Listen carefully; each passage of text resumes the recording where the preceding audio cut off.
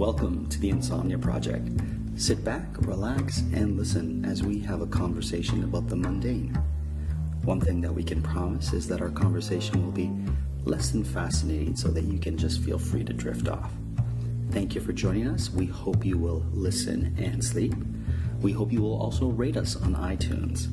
I'm your host, Marco Timpano, and today's show is brought to us by Casper.com. Receive your $50 towards any mattress purchase at caspertrial.com/insomnia. Use the promo code 50SLEEP, that's 50 sleep, for your mattress, whether it's a twin XL, full, queen, king, or my favorite, the California King. We'll talk about that more a little bit later on in the show. I have the distinct pleasure of welcoming Lara Schmitz, a friend of mine, to the show. Welcome, Lara. Well, hi. And Lara, you're a new friend of mine because we're both in Prince George, British Columbia, doing a show together. We are. We're doing It's a Wonderful Life. And it's a wonderful show, isn't it? It's a perfect seasonal show. It is. You play Mary Bailey, or what's Mary's name before she becomes Mary Hatch. Mary Hatch, that's right.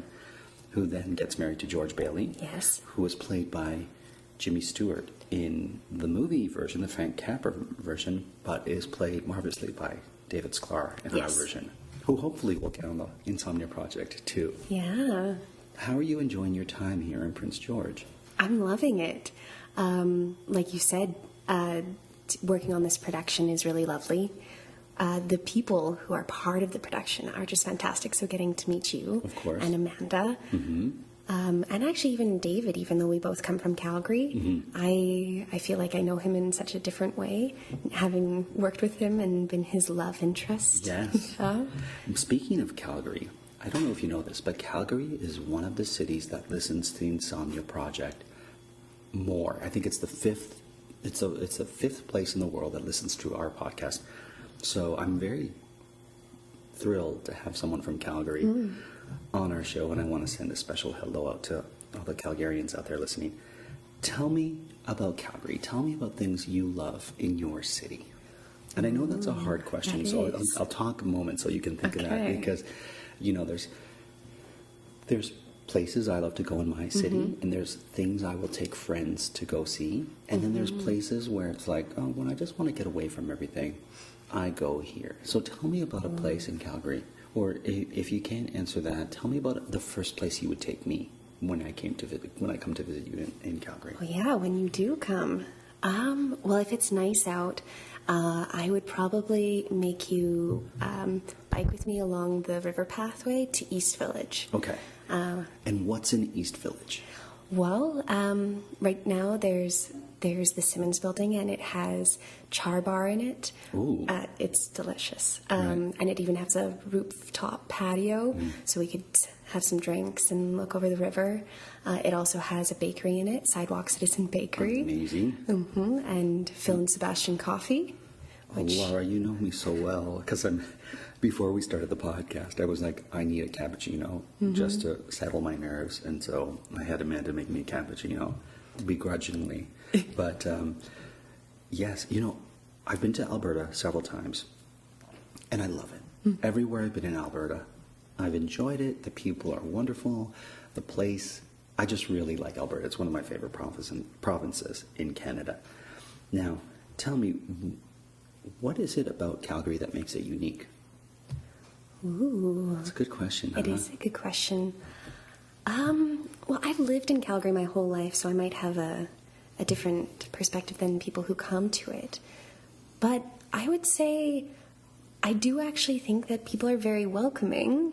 That's been my experience. And so there's sort of, it's big enough to have things like I think quite a robust arts community, especially theater and music, but also to be small enough that people are still nice to each other. Sure. And you can see people on the street, and that if you are a newcomer, that I think Calgary's pretty welcoming in general. Sure. Speaking of theater and the art scene, we were talking about this particular theater in Calgary called the Lunchbox Theater, and I thought, I need to go there. I need to see something Yes. there. So can you tell our listeners a little bit about Lunchbox? Because you've performed there, haven't you? Only once, Okay. and I Oh, hopefully get to do it Fair again enough. sometime. So I believe it is actually the longest running lunch hour theatre company in all of Canada, if not Amazing. North America. That's amazing. So if I'm not mistaken, that means you guys perform, or the people who perform there perform at lunchtime, so that people who have a lunch break can actually come and see theater. Yeah. So the shows are under an hour, so you can go. You can even bring your lunch into the theater. They sell really tasty lunches that are in a box, and you can take it in, and you can eat and drink while you're watching a really fun show. Such a great concept. I would love to go see something like that. You should. Well, all the more reason to go to Calgary, Alberta, and check things out. Now, you had mentioned we would cycle. Yes.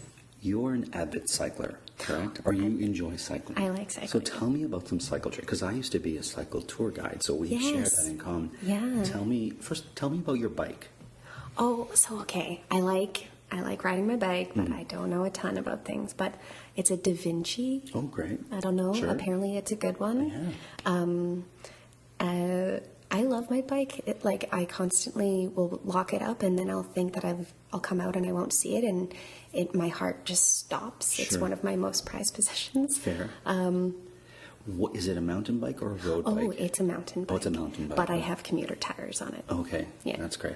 And what kind of lock do you use on your bike? Because I think it depends. Really, when you're locking up your bike, it depends on the type of lock you have and how you lock your bike, Yes. right? Because you want to make sure that anyone who may want to take your bike is deterred because of how well you lock it. So in some cases, I would even say, if you can, if it's not too cumbersome, to use 2 locks. True. It depends. Like the one I do, like I get it through the frame of the bike and then Sure. through the front wheel and around a thing. I've had this lock for almost 10 years. Okay. And it served me well. Great. It's like a chain with something over top of it. Because everyone else has these like U-locks, Yeah. but then they have to use a second one. And The U-locks are also very heavy and cumbersome, I find.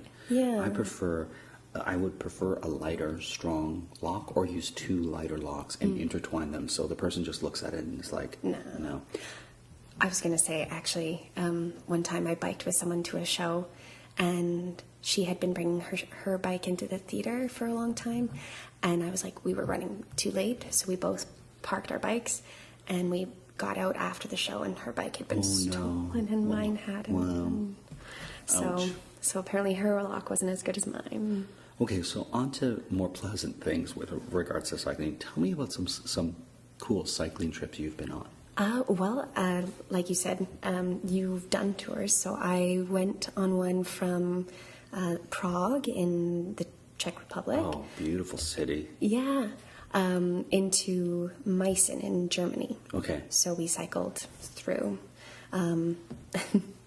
I was by far the youngest person in my group. Great. But I loved it. Sure. It was really great. And did you stop along the way? Oh, yeah. It was like a 7-day Okay. thing, so we didn't do too much riding each day, like 50 kilometers or so. Okay, So that's pretty not bad. leisurely. And what was your favorite stop along the way? Oh, I don't know how to pronounce it properly. Okay, fair enough. Okay, then if you don't know, give it your best shot, but tell me what made it the best stop. Well, so I think it might be pronounced I'm saying it with a completely wrong accent, but Litomerise or something. Sounds great to me. It's in the Czech Republic, and I think it was our second spot. And my roommate was named Yvonne, and she was 72 years old. Great. And she was always the one who was prompting me to actually do stuff. Okay. And so we went and we had dinner, and then we were walking back, and I was like, oh, I wish I could just go for a walk. She was like, let's go. So we just walked around, and there was a fountain, and then we went back to our room, and it was this cute room that had this beautiful window that I could sit on, and so I just sat on the windowsill and read and wrote in my journal after this wonderful meal and a walk around this dark town at night. So One of my favorite rides was in southern Italy, and if we hit it at the right time, it was sort of a steep hill, not quite a mountain, but close to it. And you would just sort of snake your way down. So big, long S's, right? And we usually timed it right, that we would start our descent, and about the third S that you would make, parachuters would be parachuting. Yeah. And so I wouldn't tell the people who were on tour with us. I'd just like, okay, at this point we're going to do big S's down this big hill. And sure enough, I would just watch them as they see these parachuters sort of glide down in front of them. And it was one of my favorite rides. One of my favorite rides was that one there. Every time? Why were there so many? Sometimes, you know what, it would happen. So we would get there around just after lunch. And I think they were doing, so it would be dependent on when their lunch ended. And they would start again. So I think once we hit it late, and so they saw it prior to the cycle, they saw them already coming down. But usually I would time it so that we would do it, and as they were coming down, we would start to see them. So that was one of my favorite rides. Do you ride in all weather? I wish. I don't ride during the winter time. Oh, well, of course. No, I meant like rain, the sun. Yes, I would say that. Yeah, but not in 2-foot high No, snow. you can't. I think it's dangerous. I mean, people do. You can? People do, but I don't know. For me, it's a little bit, I'm hesitant. I'm sorry. I mean, you know, all my best to you if you do that, but I don't know. I just can't, Lara. I've ridden in the rain, sun, and even like really cold weather, but not. No. And apparently in Calgary, the paths are pretty well maintained, but I don't know. Because you guys get a lot of snow. We get a good amount of snow. Taste the Mediterranean at Whole Foods Market with a vibrant selection that captures the flavors of the region. Shop coastal favorites like responsibly farmed whole bronzini and jumbo white shrimp, and pair them with specialty pastas, robust olive oils, and aromatic sauces directly sourced from the Mediterranean. Want a fast and easy dinner? Grab refreshing Greek salads and tortellini from the prepared foods department. Taste the Mediterranean now at Whole Foods Market. We live in a culture obsessed with dieting, weight loss, and exercise. And that can make eating disorder behaviors easy to miss. But the reality is, eating disorders are serious mental illnesses that take a major toll on your health and your life. But recovery is possible. Eating disorders are more common than you might think. Chances are you know someone who is struggling with one. Or maybe you're struggling yourself. If you're concerned about an eating disorder in yourself or a loved one, I want to introduce you to Equip. Equip is a fully virtual, evidence-based eating disorder treatment program that helps patients achieve lasting recovery at home. Every Equip patient is matched with a multidisciplinary care team that includes a therapist, dietitian, medical provider, and mentors. And you get a personalized treatment plan that's tailored to your unique goals and challenges. Equip treats patients of all ages and all eating disorder diagnoses. It's covered by insurance, and there's no wait list. If you think that you or a loved one could be struggling with an eating disorder, don't wait to get help. Visit equip.health to learn more. That's equip.health. When you walk into a Burlington, you're walking into amazing prices and great styles. That's main character energy. Because at Burlington, the wow deals aren't the only thing turning heads. Find fashion, the best brands, new trends, and so much more for every room in your house. Go ahead, you deserve these deals. But seriously, with these savings, why shop anywhere else? Burlington deals, brands, wow.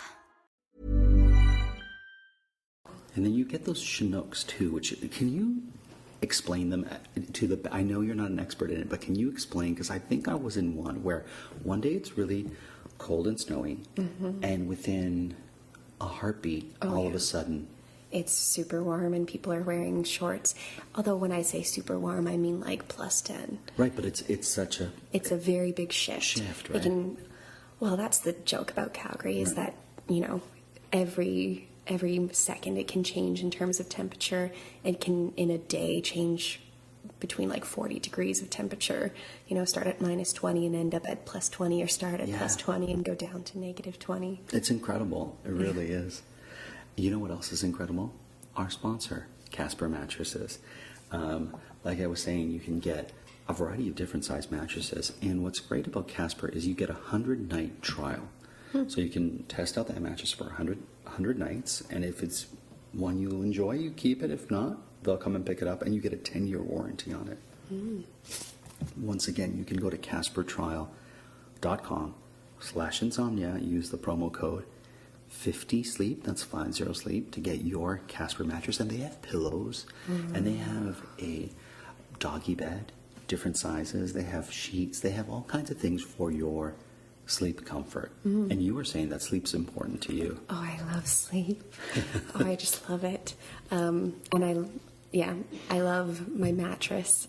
I think it is a huge thing. I also love napping. Sure. And I was like, oh, pillows. I actually need to get a new pillow. This is actually a pillow that's inside of a pillow. So the pillowcase is padded like a pillow, and then you put the pillow inside it. And so you kind of get double the pillow. And I know people at Casper who listen might be rolling their eyes, but that's how I describe it. Because when I saw it, I was like, this is a pillow inside of a pillow. Ooh. Yeah, so like the pillowcase of the pillow is kind of a pillow in itself. So for me, that's all I need to know. Yeah. We both enjoy yoga because we just went to a yoga class. And how did you get into yoga? Because I always like to find out people's journeys to disciplines like yoga. Yeah. I actually was at grade 8. Oh, wow. Yeah. A teacher of mine started a yoga club. Oh, in school? In school. That's awesome. And it was every Friday morning before class. So, because my school wasn't, I wasn't taking the bus, my mom would have to wake up extra early on Friday mornings and drive me. And it was really cool because Senora N.A. was the teacher. Shout out to the teacher. Yeah. And I remember her saying that she had something wrong with her back when she was younger, and yoga had actually Helped align her? Yeah, like she wouldn't have been able to walk if she didn't do yoga. So, yeah, we would just do it for like an hour before class. But at one point she was like, you know what? I think that sleeping in for an extra hour might do me just as good and might do you guys just as good as well. So that's where it started. And then I started going to, I guess, studios when I was in university, but I had would do a little bit of stuff by myself. Cool. Cool. I got into yoga because my wife was a yoga teacher, so I discovered it that way. But prior to that, I was like, I don't know if I can do it. I don't know if it's for me. And what I love about it is that you just work at your own level. And I particularly love restorative yoga classes. Oh, yes. Those are my favorite. And you were talking about how it helped you cycling, right? Yeah, I don't know the full logic behind it, but it just released my legs a ton. So instead of feeling like I was like working through my legs, it was like my whole leg was moving and my whole body, just using more of my actual leg and compensating less, I guess. So it released, because I have very tight legs. Right. A lot of people who cycle do. Yes. Yeah. And how are you at changing the chain on your bicycle? Have you ever had to do that, or have you ever have you ever had to put the chain back on, or putting it back on? Yeah, is fairly easy. Right? Yeah, but I've never really had to do much with my bike. What about your tires? Have you ever had a broken tire on you, like a busted tire? No. Oh, good for you. I keep on fearing that. Because I went and took a 2-hour course on how to change your tires. Sure. And then I went and bought the little gadgets things. And things you need. But I was like, I'm not going to do this properly. So I've never had to use it. You But that's say my that until you have to do it, and then you're like, okay, let me see, and you go back to it. True. It's something I think everyone who rides needs to know how to do, because inevitably it's going to happen. And it doesn't always happen at the worst moment. It could happen. I remember I was in a little piazza one time, and we went to go get a coffee, and then I went back on my bike, and I must have rolled over a tack or something. It was like, here we go. And then after you do it the first time, you're like, oh, it's not as complicated as it would seem, and whatnot. And it's part of the sport. It is. Do you do any other sports? I used to play soccer. Oh, cool. Yeah, I played soccer for quite some time. I haven't played it in a really long time. The Olympics are coming up. Oh, yeah. I'm a big fan of the Winter Olympics. Oh, yeah. Where are they? They're in China this year. Are they? Yeah. February 8th, I believe, is when they start. But there's something about the Winter Olympics that I really love. Yeah. Because you see, sports that you kind of grew up with. In Canada, hockey, definitely one of them. So that's a big thing for Canadians to watch, especially when Canada plays Russia, the US, or the Czech Republic, big games. But also, like, what's the one where they go on the skis and they go the ski jumping? Is it? You know, they kind of they glide in the air and twists and all that stuff. It's just so great. And then they do the biathlon and the figure skating. And when they throw those, you know, those people in the air in the pairs and stuff. Oh my it's gosh. just there's so much drama. I find the luge in the Winter Olympics. The luge is with the head at the back part. Is the skeleton Is head forward, yeah. And what's the one where they're all in one? There's a 4-team bobsled. Bobsled. Jamaica have a bobsled team. That's right. And they first cool running. They first competed in Calgary. And what's the Olympic site? Because you can still do the run, I think. Yeah. So there's Canada Olympic Park, and they still have the bobsled, and they have the ski jump, and you can go down the hill skiing if you want. I remember you could do a luge or something when I was you can do a luge. Yeah. there where they did it. I just got a book in the summer that was like all these things that you could do in Calgary, and it had a free one for that, and I didn't do it. I didn't. Oh, no. I was very upset. Do you still have it? It expired. You should see if they'll honor it. Oftentimes, places will honor. No, I don't think so. that's too It bad. was a whole book for Calgary I and see. tourism. So Okay. unfortunately, but maybe I'll just pay. Maybe I'll just pay. Just pay and go do it and have a great time. What is your favorite tea? My favorite tea. Yeah, Oh, because- I'm so boring. You're boring? I'm very No, boring like, I like peppermint. There's nothing wrong with that. I just like peppermint. It's like pretty basic. I like stash peppermint. Hey, nothing wrong with that. I only say that because I'm enjoying this cappuccino, and I know you were like, no, I'll just have tea. Actually, I'll just have water, and you're good with that. Well, I don't drink coffee, so unless you want me going all spazzy during the show tonight. I do. I don't think you do. And then I wouldn't sleep tonight. Then I sleep very well, but Do not you with sleep coffee. well? Oh, I sleep very well. Oh, good on you. But I should mention that we're doing a radio play version of It's a yes. Wonderful Life. And I think our listeners, if they're still listening, would be intrigued by that because we're basically performing in front of microphones as if it was a 1940s radio station. And I found a lot of fun in that, just discovering how to like really present yourself in that manner of a radio show from back then. yeah. What would you say is your biggest challenge in the show? Ooh, what's my biggest challenge? I guess, I think there's something to be said about, maybe with Mary and George being these very iconically good characters, Sure. to find a little bit of feistiness or, what's the other word I'm looking for? But to like allow it to be like they're good people, but also they have a lot of other qualities. So Mary isn't just sweet and demure. Which is one way you could play it, but it isn't necessarily a really nicely rounded character, right? Yeah. So how to stay within the realm of Mary is this nice pairing to George and supports him in so many ways without undermining her as a whole person. Okay, I have two more questions for you. Okay. One is dealing with this particular character of Mary. What's your favorite line that you say in the show? Because for me, I always like to find out from actors what their favorite line in the show is, because I have my favorite and I have my favorite that you say, but my favorite line that I say is, because I play 7 characters in the show, is I said I'll take $242. That's my that's a favorite good bit. one. That's a And I good won't one. use the voice that I use for that because it might jar people in this Yeah. particular podcast, but that's my favorite line as Tom. Oh, I think the one that instantly came to mind, but I Sure. don't know why. No, that's the one. It's so small. It's then sit down. When he's like trying to say that he didn't mean to come Okay. to visit her and he's being so yes, in that coy. moment. Okay. And she says, well, do you want to leave? And he says, no. And she goes, well, then sit down. Oh, that's great. I'm Like- going to listen for it tonight. then just Then stop just sit trying. Stop pretending. And sit down. What's a character that you really enjoyed playing in another show?